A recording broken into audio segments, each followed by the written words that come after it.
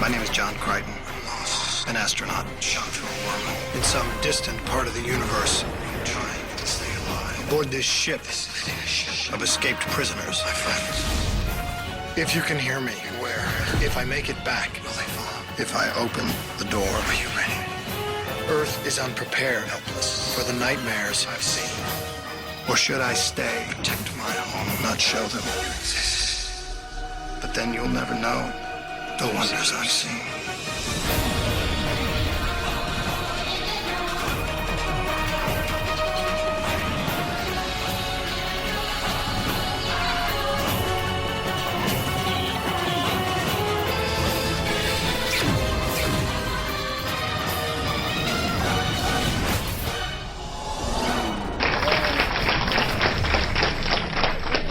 We've got two returning guests. The first one is a favorite of everyone's, Miss Gigi Edgley. And also returning after a long absence is Anthony Simcoe. And I believe we have a DragonCon virgin, Mr. Paul Goddard.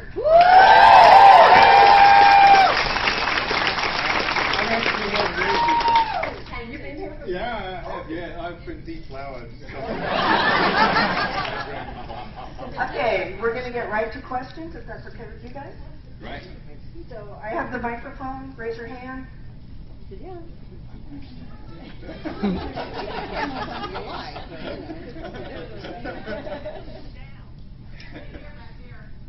Yes. Sorry. Ooh.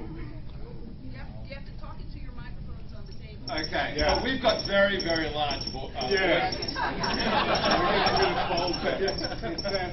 It's that. Why don't you get it out of the way and tell us what you guys have been up to since we last saw you. I did my first play in 7 years, actually, at the beginning of the year at the Opera House, a thing called The History Boys, where I played a headmaster, and a nasty, mean headmaster, and it was great to be back on stage again, and particularly to be with a young cast. Wow, this is so loud. Particularly, and at the Opera House, where you had to project your voice. But it was great to be with the young cast who were enthusiastic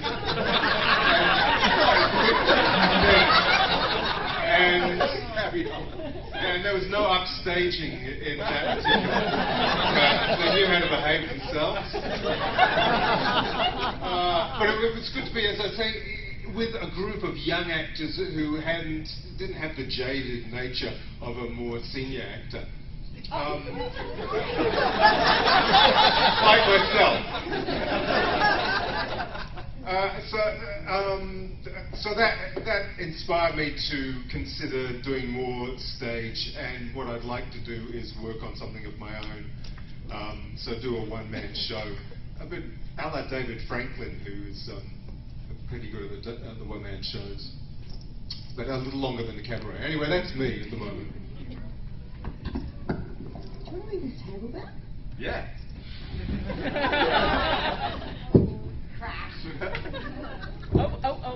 Who the fuck wants to come to these panels and see people sitting down? I mean, how lazy is that? You just have to kind of dislodge it. You can lounge. You can lounge. I think the word is drape. You're meant to drape yourself. Time to change, Anthony. Hi guys. Thanks for having me again. Thanks for having us rat bags on stage. We really appreciate it, and I think it's important before we start jibber-jabbering away like we're so good at doing, is to say thank you for helping us live our awesome dreams and our awesome lives, because I've been on so many fantastic adventures and that you guys have supported and helped me do along the way. So thank you so much for that. It's very cool.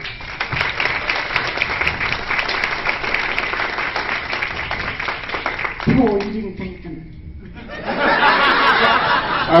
That was on behalf of Gigi and I. Amateur. Thank you.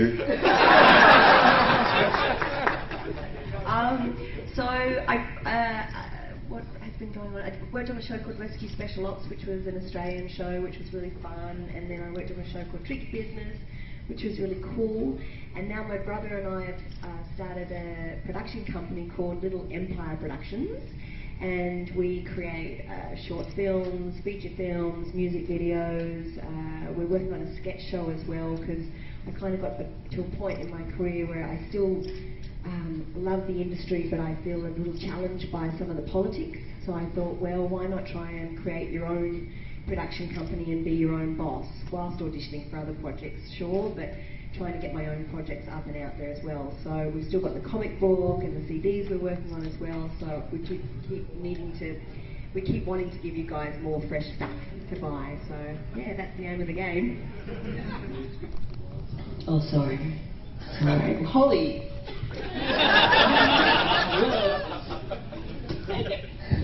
What about, oh shit, Correct me if I'm wrong, I'm not 100% sure this is right, but I don't think I've been to a con in 8 years, 7 or 8 years. So this is the very first time I've been to a con in that long. And I was saying to these guys and our friends that we've met so far, I said, no one's going to come. This show's been up there for so long. I got a friend who's, I won't name and shame him, and he just said, oh, you're going off to be a loser at Dragon Con. I'm like, dude, what are you talking about? Dragon Con's the coolest thing I've ever been to in my life. And even if no one comes to see Farscape, I'm just going to be a participant, man. I'm just going to walk around and check people out. I mean, excuse me, some of those hot chicks in those Star Trek miniskirts are doing my head in. Because they are hot. but I'm meant to be crapping on about, well, I am crapping on. I'm not meant to be crapping on. I'm meant to be telling you about what I've been doing. I don't know. I'll answer that in this way. Farscape was the pinnacle for me. And that's not to say things have fallen off a cliff subsequently, but I'm not speaking to anyone on this stage, but most people got into Farscape, I'm going to be really honest now, thinking it was a great job, relishing it, enjoying it, but hoping that would lead to something else. Gee, I hope this gets me in this type of feature. Gee, I hope this gets me to be joining this part of this theatre company. I hope this helps me, is a stepping stone to doing something else. Let me tell you something. For me to be able to put on that American accent and that voice, wearing that makeup, having my own spaceship with a sword, that was the best it gets, man! But there is no coming back from that. There is just no coming back from that. And what I found really frustrating is that I am in a very, very lucky position in Australia, which I know sounds a little bit egotistical, but I was in a film there before Farscape, and as of last year, it's now the most watched Australian film of all time. And because of that, it leads itself to opportunity. So I am lucky in the sense that that work is around. Not amazing work, I don't want to overstate it, but work is around. And for me, just got frustrated because of the low budget of the Australian film and television industry. You either found yourself a cop, being chased by a cop, or being in a dysfunctional family. So every single time you got a job, it was a matter of, okay, this is the job where I'm the cop. And then you get another job and you go, oh, this is the job where I'm being chased by the cop. And then you get another job and you go, well, this is the one where I'm in the dysfunctional family that it's serious. This is the one where I'm in the dysfunctional family where it's a comedy. And you just loop through those type of things. Now, I'm really hogging the stage. I will say that my master's degree is in adult education, and for those of you following me on Twitter, you'll know that I've started a leadership company and it's developed very, very successfully over the last 7 years. We teach prime ministers, we teach premiers, we teach CEOs, we teach all over the world. Just in the last couple of months, I've been teaching in London and New York and Singapore and Auckland, all over Australia. So what have I been doing? I've been well outside the arts, having this amazing career, talking to people about how to get along, how to communicate, how to lead. And I find it an amazingly rich experience. It gets me into a lot of very, very interesting rooms, and it makes me appreciate how all of us in all of our lives can find joy out of the big and the little things. And I'll finish by a quote. Neil Armstrong used to get the shits when people wanted to talk to him about walking on the moon all the time. Just to drive him crazy.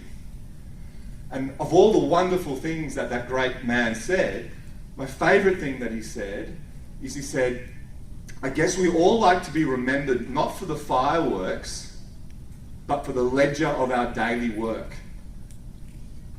So what he means by that is, yes, we have big moments in our life. We have moments where you're cast in Farscape. We have moments where you get married. We have moments where you fall in love. We have moments where you fall out of love, where people pass away, where all these big fireworks moments happen. But are you the person that gets joy and pleasure and meaning out of the little things that you do day in, day out? So my journey over the last 7 years has been discovering that for myself and helping the people around me discover that as well. You don't need to be famous. You don't need to be rich. You don't need a life full of fireworks. You just need a life where you find meaning for the people that you're with every single day, and you need a life where you can enjoy what it is that you're doing, regardless of whether it's fireworks. Sorry to get all D&M on you, but that's where I've been going. So I'll hand you back over to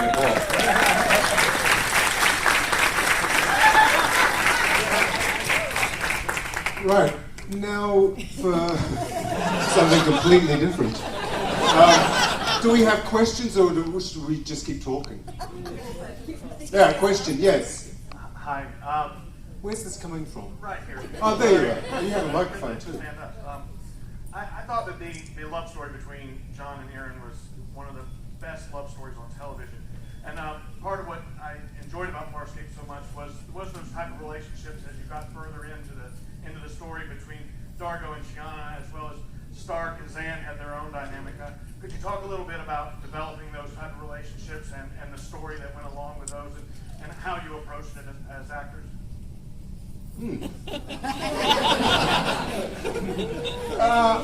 Well, it's over to me. Yeah, I came in, as many of you will probably know, I came in, same episode as Gigi, I think, was around about episode 15, 16.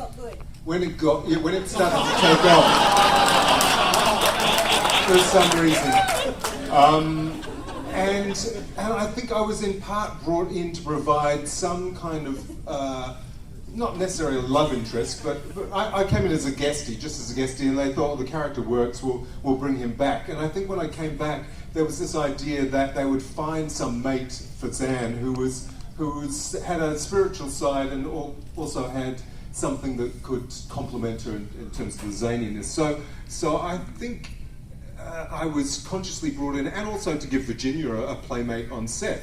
In a way. So, and we got on really well, and it just gradually evolved. And initially I thought, this is really, people aren't going to buy this really. She was so stunning and gorgeous and spiritual and sane, and my character was so out there, I thought, and badly dressed too.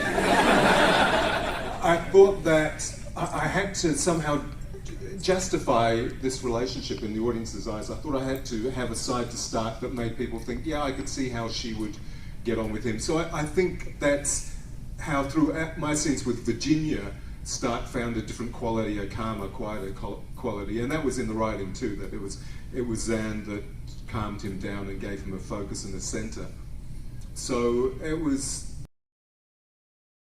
it was a shame when she left, but that gave me also a huge arc and place to go to in terms of the distress and the loss. And then finally, after she'd gone, I got 2 new costumes, one of which was terrible. I looked like Astro Boy, and I think I mentioned that, and then Ben used that in the episode. But I looked like a cross between Astro Boy and the costumes that Kiss rejected. I had huge platform shoes, and I had to keep falling down or something, and it was impossible to get up. So they canned that one.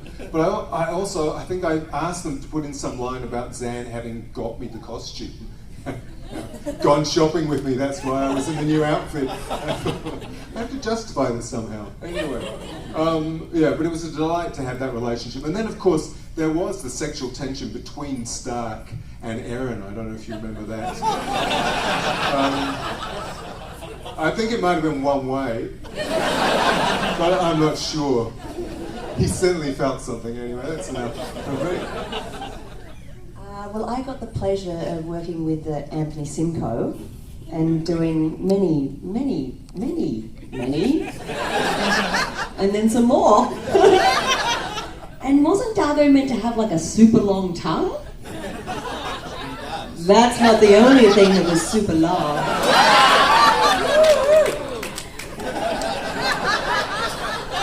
So the writers were just drawing on real life. And they're just saying, well, how can we use this endowment for the betterment of the show? But it was cool because, like Ant was saying before, you know, so often you get asked to play a cop or a robber or a lawyer or a doctor or a nurse, so it's not very often that you get to be an alien and be invited to, you know, fly through the uncharted territories. And then when we were working on sex scenes and stuff, we'd be like, all right, how do aliens have sex? And I think a few times we were pulled back because they're like, we don't know what the f you're doing, but it doesn't look like sex, so... But they were pretty raunchy, weren't they? Yeah, they were. They totally got it on. Oh, they were the days. I seem to be the guy that keeps wanting to A, make jokes and then B, go serious as well. Because I'm about to say that I think one of the great... I mean, I love Farscape. I'm passionate about loving Farscape, so I don't think I'm damning it now. But I think one of the great tensions that made Farscape great and then sometimes made it not so great was the tension between wanting it for a general audience and for an adult audience. And so I think you see that tension play out across the seasons, and I think that relates particularly to some of the sex stuff. So you'll find moments where the factions, if you like, within the powers that be, the writers and the producers, that wanted it to be more adult, wanted it to be sort of more like Battlestar Galactica, if you like, sort of those more adult themes. Contest start to influence the direction of the show, and then you see that faction lose power with their influence, and then you'll see it moving back towards a more generalist audience, more family entertainment. And I think that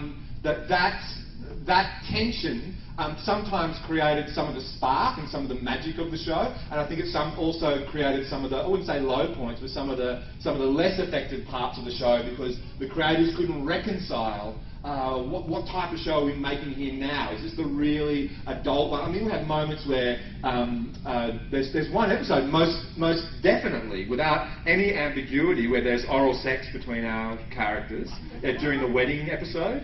Yeah, so there's you go from that extreme to having fart jokes with a puppet, and you sort of got to traverse everything in between, and that was the beauty, but also the interesting artistic challenge, because in any piece of work, whether it's a television show or a play or a film, it's very, very hard to find that consistent voice so that you get a real sense that it's a genuine world. And one of the things I'm most proud of about Farscape, and not many other shows, of course we're not the only one, but many other shows have been able to do this, is that you get a very, very diverse universe in the Farscape universe. There's not just one Cylon and a whole lot of people. I mean, I love the Battlestar. I love it. Believe me, I love it.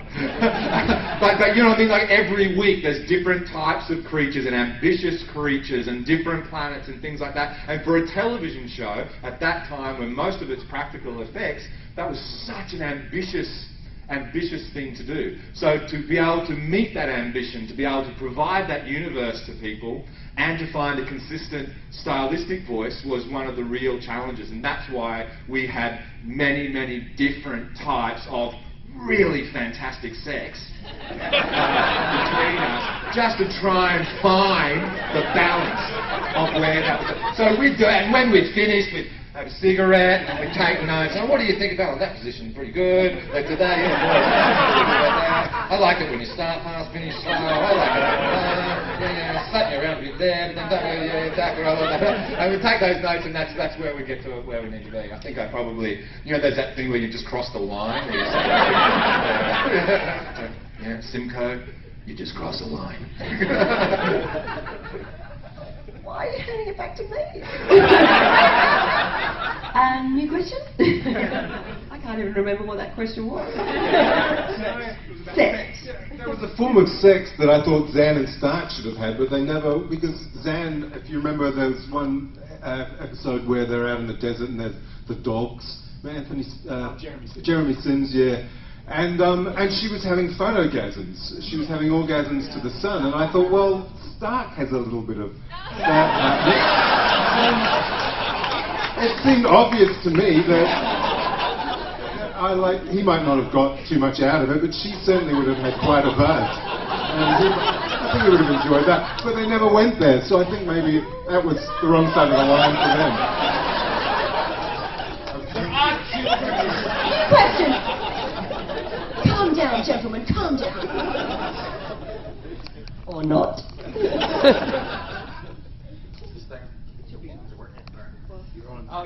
I was lucky enough to get to ask you a question last time I was here, so it's good to see you again. Thank you. I actually had a question for Anthony. Yeah. We know who you are. So, you get your own spaceship, you get a sword, you get to fly through space, get with all the hot chicks. I mean, you pretty much get to live the dream. Could you possibly have had a better death scene, and how? I think it was, well, I was really pissed off when they told me that I was dying. Because it's like, well, it's like being sacked. It's just another way of saying, oh, Anthony, you're sacked. Great to see you today, you're fired. how are we going to get you out of the show? So it was a really, really emotional time for me, because at that time, we still had ambitions that it would go on beyond the Peacekeeper Wars. We thought, oh, we'll do this miniseries, then we'll do another, then we'll do a feature, and then we'll do this, and then we'll do that, and that never came to be. But at the time, that's where we were headed, and I thought, oh, fucking hell. I've been here right from the start. I've had to wear all this crap every single day. I get here before you guys turn up to work.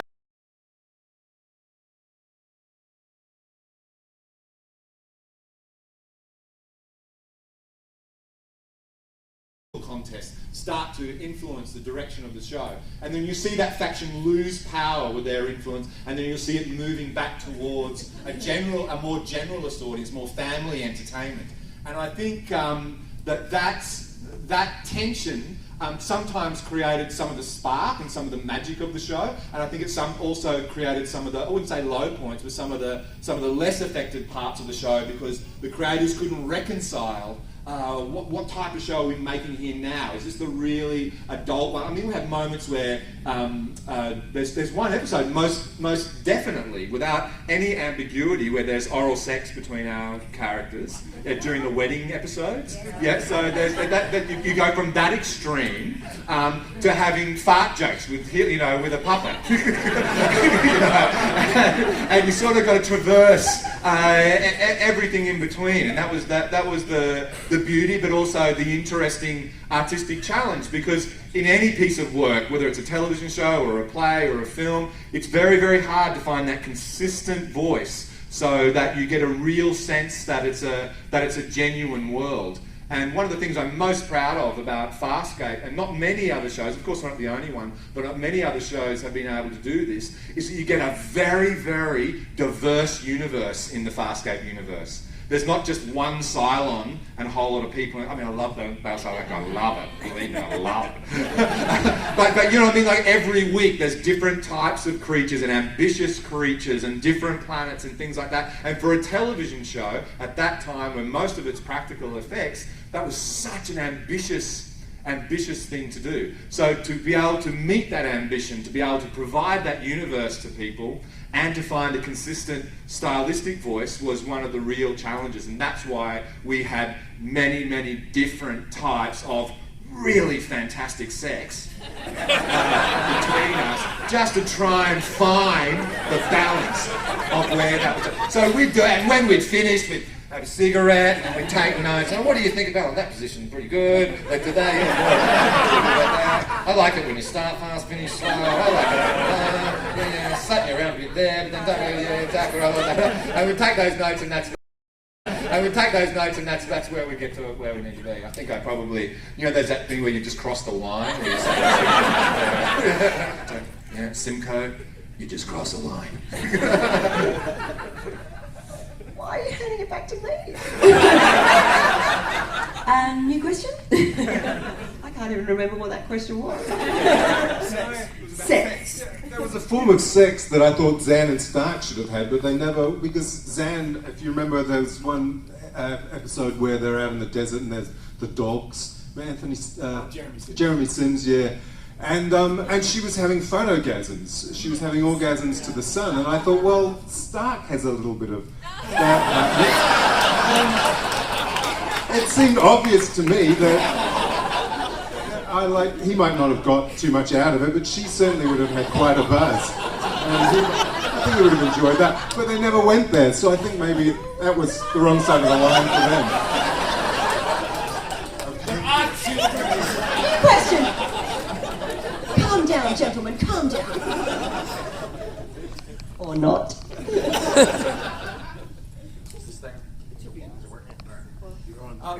I was lucky enough to get to ask you a question last time I was here, so it's good to see you again. Thank you. I actually had a question for Anthony. Yeah.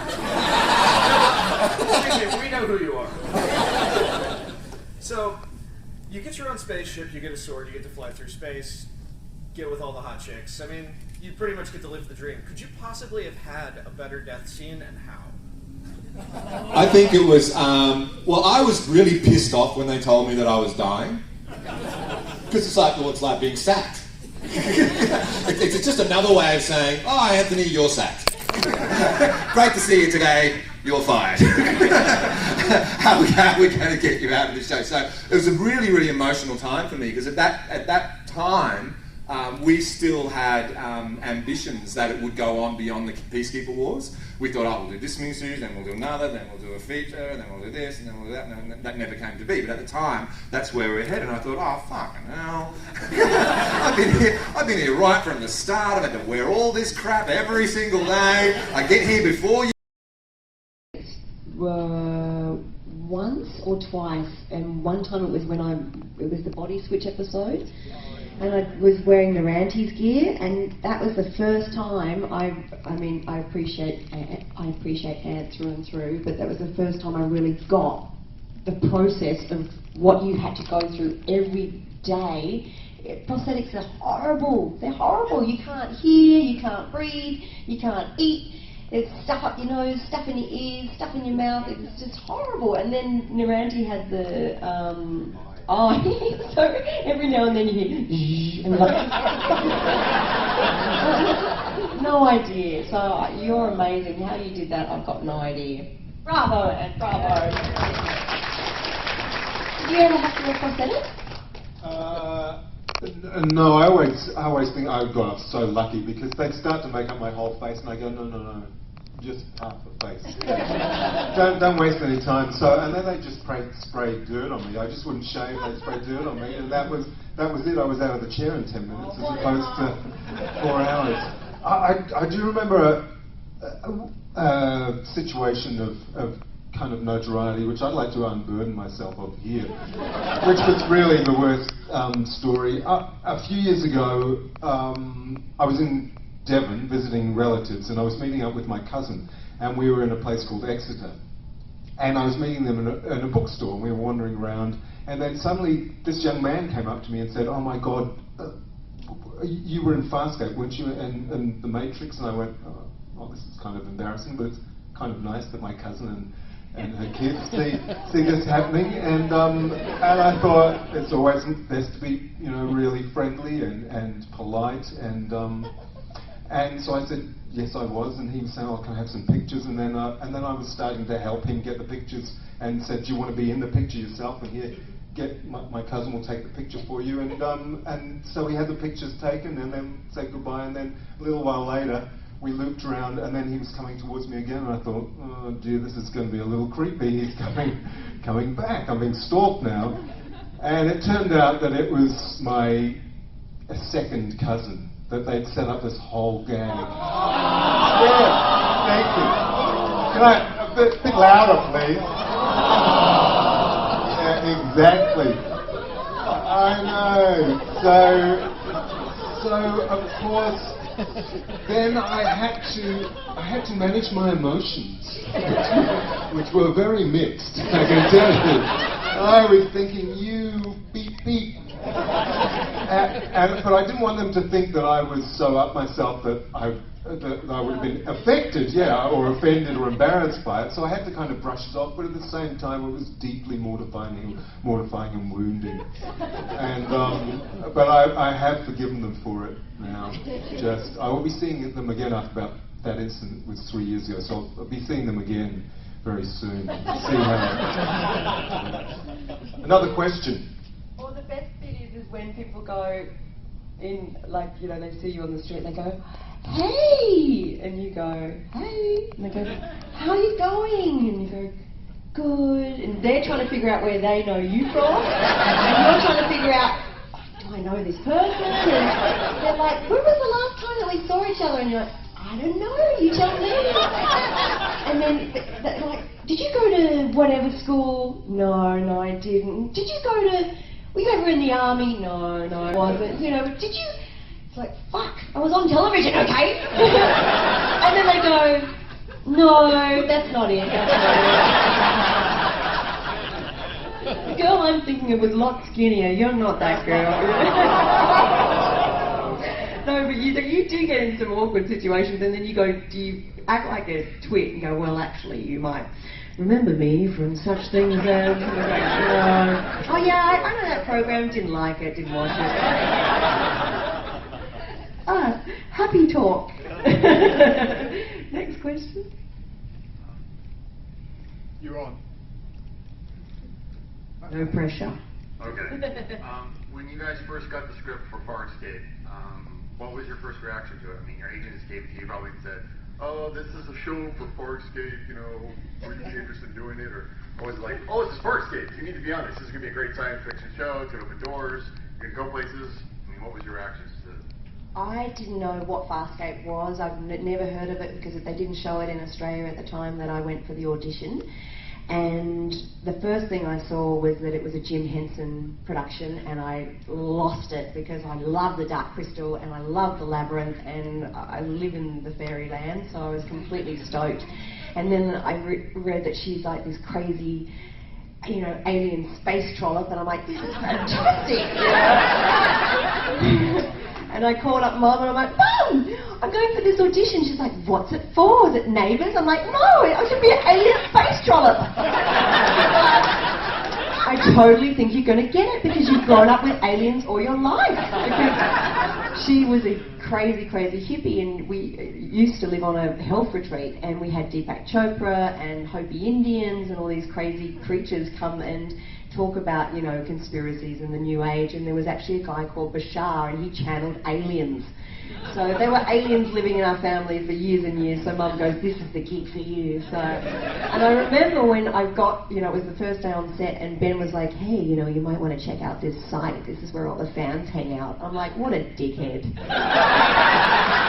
Fans, you know, because we don't have that in, well, we didn't back then really have that in Australia. I'm like, yeah, whatever. And then I checked it out, and people were religiously, like, yeah, chatting about the show and how much they love the characters, and it was a whole new massive world. And one of the coolest things was one of the first conventions we did in LA, and they flew us business class. They even did our hair and makeup before. We had limousines. We're like, what is going on here? Because we didn't even realize how big it was. And then we all stood out on stage, and there were like thousands of people cheering and taking photos, and we're just, I'm sure if you look at those photos, we're all like,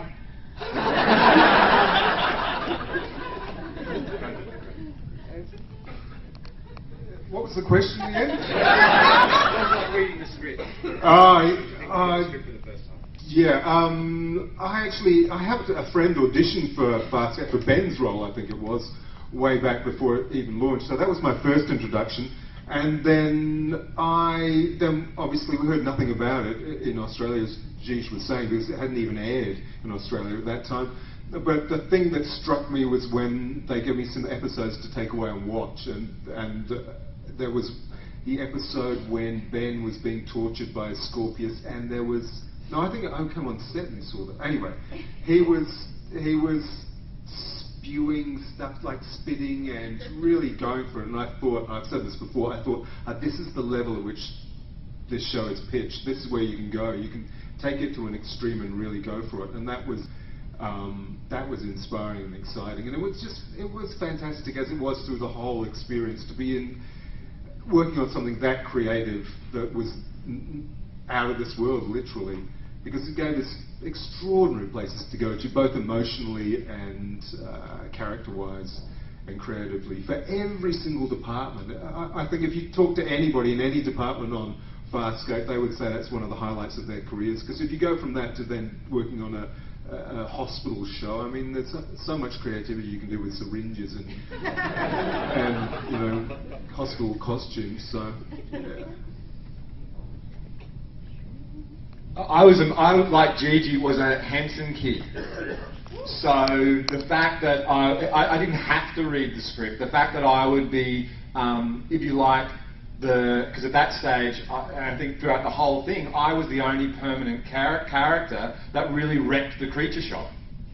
Do you know what I mean? Like the shows was devised and really as a vehicle for the creature shop, you know. And I thought, fuck me, I'm the week in, week out, daily representative of the Henson creature shop. Holy fuck, that's so awesome! so that is brilliant, but the casting seemed to be very, in one sense, really dragged out, but also last minute. I think they locked in Ben first, then everything was really last minute. They didn't lock in Claudia till after me. I auditioned over a 6-month period. It was really long. I did more tests for Farscape than I ever did in my life, and that's where I really started to fall in love with them, because this idea that I talked about before about, hey, don't judge him until you say action. The producers and the directors really lived and breathed that, and I had never encountered that before.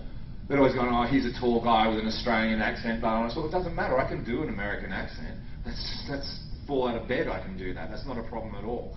And they were the first people that I'd ever auditioned for in a film and television sense. In stage, sure, they let you do it. But they really went, okay, he looks like that when he walks through the door, but that doesn't matter. Just wait till we say action and then see what he can do. But then it was getting to the last and to the last and to the last, and I thought, oh fuck, I'm never going to get this job. And when you are at the last part, you've invested all your hopes and dreams in it. You've already started thinking, oh, this is what I'm doing, because you're right, you've invested so much time and energy. And I would never have said this at a con before because it wouldn't be relevant, but now it's probably very relevant. I was directing a play with Grant Bowler in it. And I was directing a play with Grant, and that was when I got the last minute, you got it. So I was like, ah! But the play was opening like in 9 days' time, and they said, if you want this job, you've got to get to London like on the weekend to start doing your light casts, because we need to get this makeup done, because if we're going to get the lead time for production. So I had to find another director, leave Grant with the other director, bump the show in, and I did all my stint in London, and then was just back in time, I think, for the first preview or the first opening night.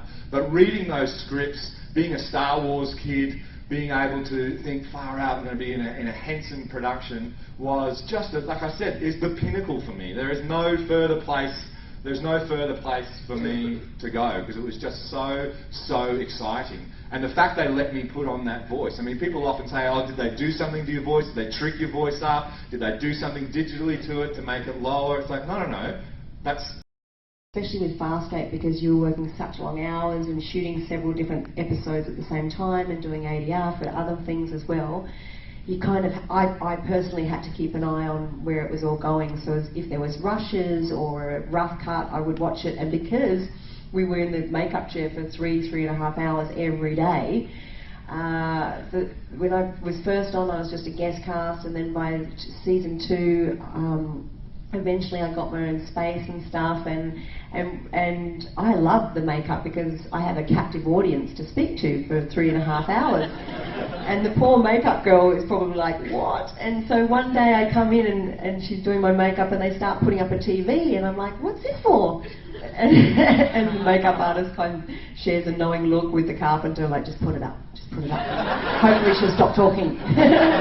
So it was great because I got a chance every morning to watch bits and pieces of Farscape and put it all together. So I loved it, especially because you're reminded of how awesome the show is, because sometimes you forget with the long hours and it can be quite challenging. So it was a really nice reminder. So yeah, I'm a bit of a fan of watching myself. Paul? It can be confronting. It's more confronting as you get older.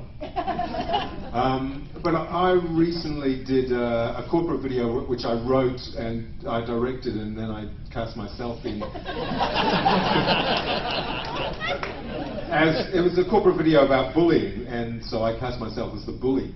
And also I wrote it for somebody I work with a lot, and I thought, and I had to edit it with the editor, and I thought this is going to be really hard because I've seen other corporate videos and they're not, the lighting's not very flattering, often the writing's not very good, whereas in this case the writing was exceptional. and they're badly directed, in which case the direction was superb. But I was able to, because the process was me sitting in as director and watching for the edit and trying to tell the story through the edit, I was able to disassociate myself from my, and because the performance was beautifully directed, I was able to disassociate myself from my performance and just watch it as another actor to a degree. But otherwise, it can be pretty confronting to watch it back, because of course in your mind you've got all the things you're thinking at the time, like, oh, what the hell is my line coming up, or things like that are going on in your head, and you've got that memory, and you have to step back and go, the audience is never going to see all that stuff that was going on in your head. They're going to project a whole load of other stuff. So being able to separate yourself can be useful.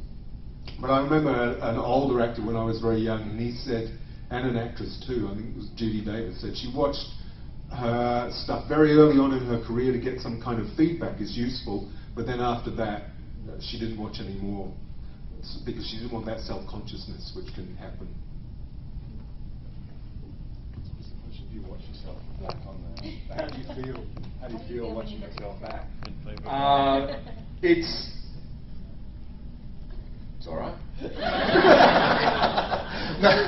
No, it is. I think it's very, very. It is a confronting. It's a confronting, but thing normally. But it's an exciting thing when you're in science fiction, because all the elements are coming together for the final time. Instead of a green screen and 20 puppeteers around your feet, you're finally seeing everything put together. So I've always really enjoyed it. I think the frustrating thing about being in a small community in the Australian arts is that you're not able to watch Australian work just as a pure fan.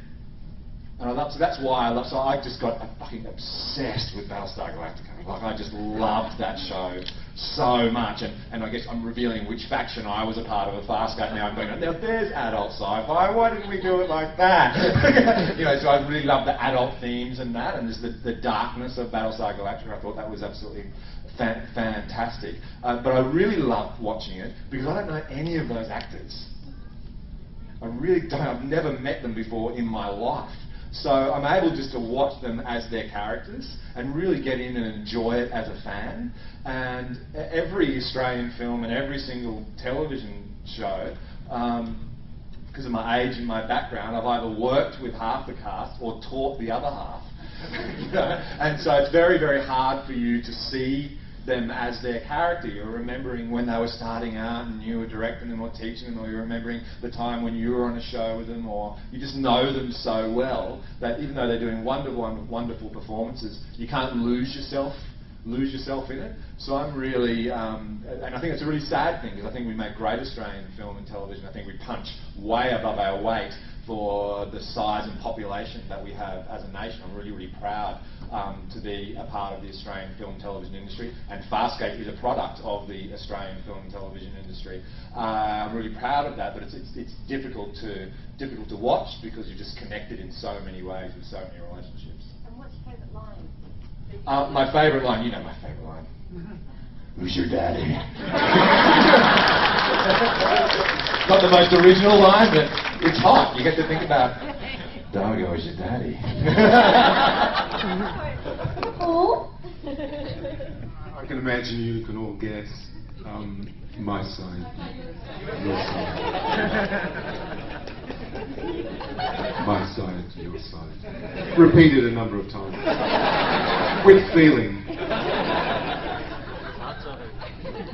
I don't know if we have time for one more question. There's 2 more panels with this group who, as you can see, really like to answer questions well.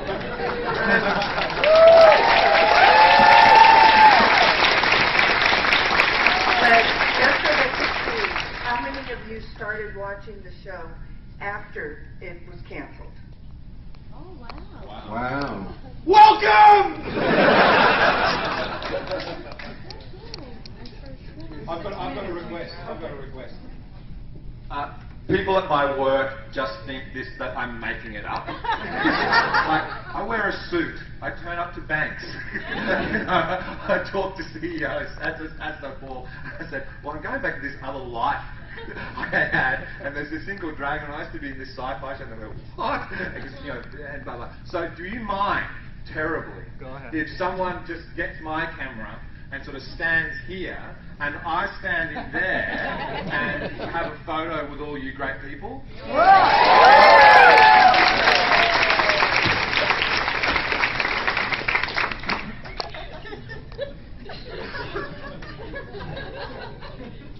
I'm not a photographer, are you?